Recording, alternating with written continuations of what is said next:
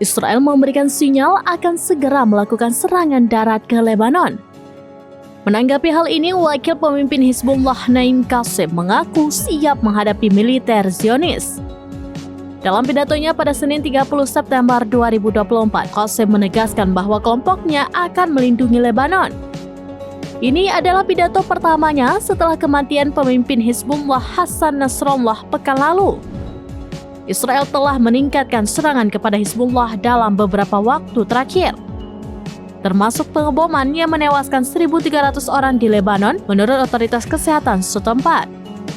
Pada Senin 30 September 2024, Menteri Pertahanan Israel Yoav Gallant mengunggah video di X yang memperlihatkan percakapan dengan pasukannya.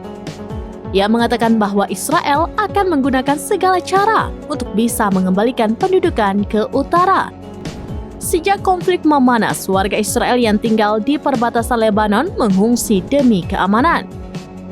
Gallant menyebut saat ini pasukannya siap siaga untuk menyerang Hizbullah dengan kekuatan penuh.